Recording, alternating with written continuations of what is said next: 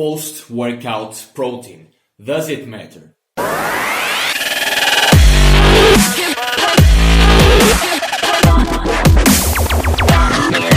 Hey, what is up, Fit Fam? In today's video, I wanted to talk with you guys about post-workout protein intake. And does it really matter for you guys?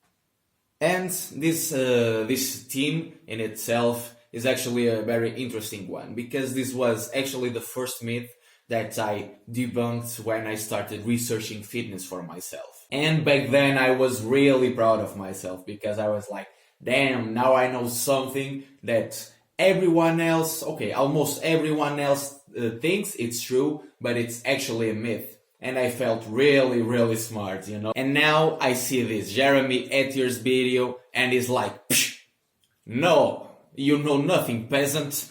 And I'm like, God damn it. And yeah, this is actually what I wanted to talk with you guys about, because I recently saw a video by Jeremy Ethier. I will be sure to link it in the description. Do check it out though. It's really, really well made, as always, by that guy. But in that video, brought to light some studies, actually 3 studies that I recall, that talked about and experimented with basically trained and untrained lifters and post-workout protein intake. I'm going to refer to one of the studies, which I think is the most relevant for this video. And basically what they did was the following. They took one group of untrained lifters and another group of trained lifters, with averaging 6 years of experience in the gym. And they gave both groups a pre-workout meal and had them work out. But they delayed their post-workout meal 6 hours after the workout. And the results may shock you. Why? Well, basically because immediately after the workout, the protein synthesis response on the untrained group was optimal, was maximal. So it meant that actually intaking post-workout protein did nothing for their protein synthesis response. But on the other hand, for the trained individuals, the trained group, their protein synthesis response was actually lower than the newbies, meaning that maybe they would have benefited from the post-workout meal, protein meal. And next comes the 6 hours period after. When 6 hours went by, right before they actually had their post-workout meal, once again, the newbies had a maximum optimal response level for their protein synthesis, while the trained individuals had a way lower protein synthesis response than the newbies, suggesting once again that they may have benefited from intaking protein post-workout. Now, there is one thing that, a disclaimer by the way, I am in no way pro, or I have no sort of formal education on the subject of fitness. I actually just research stuff for myself and I like to share what I learned with you guys. But in my little theory, the following may be happening. It would actually be normal for an untrained individual to have a higher response rate for the protein synthesis, because they are nowhere near their genetic limits. Once, the thing is, if you are a lifter with 6 years experience and you actually been doing it correct and hard for 6 years, you are way closer to your genetic limit than the untrained individual.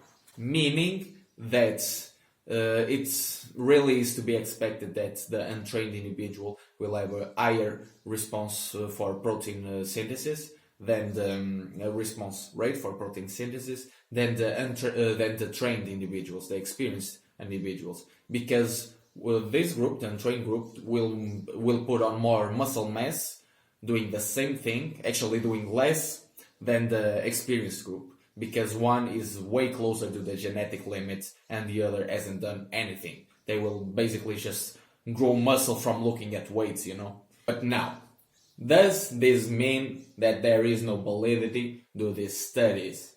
I mean, I wouldn't be so sure so fast to jump the gun. That is because I actually did a video on protein intake before and everything you needed to know about it. And I presented a protein hierarchy, meaning that the most important thing when it comes to protein is intaking the protein you should be intaking during the day. That's the most important thing. Everything else, if you're not doing this, put that aside and focus on intaking sufficient protein. Second most important thing being meal frequency, meaning that you should be eating anywhere around from 4 to 5 meals. And once again, if you can't afford to eat 4 to 5 meals, just don't do this step. The most important thing is intaking sufficient protein.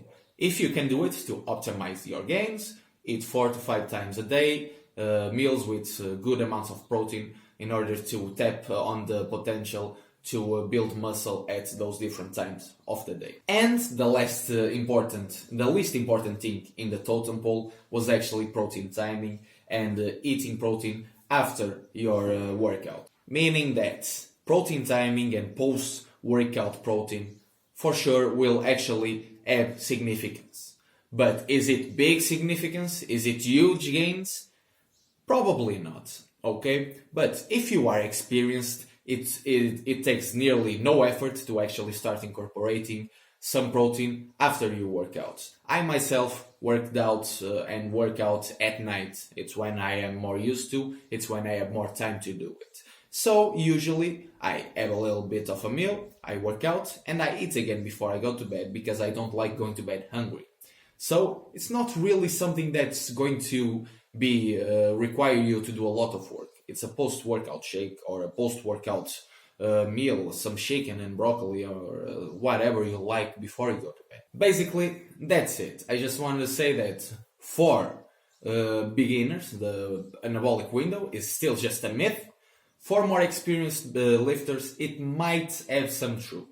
And while the results you will get from employing this in your daily routine might not be significant, it's the adding up of these little things that will actually make a noticeable difference on the long run. So, if you can afford to implement this change in your daily routine, go for it. I mean, the research isn't conclusive, yeah, sure, but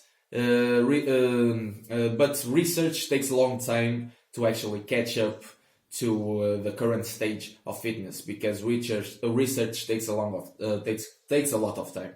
Okay, so if you want to try this and see for yourself if you think this works, go for it. If this is 100% true and conclusive and proven, no, it isn't. But hey, protein. But fitness is highly individualized thing. So you do you. If you want to try this, try this. If you don't want to try this because it's not right for you for some reason, don't do it.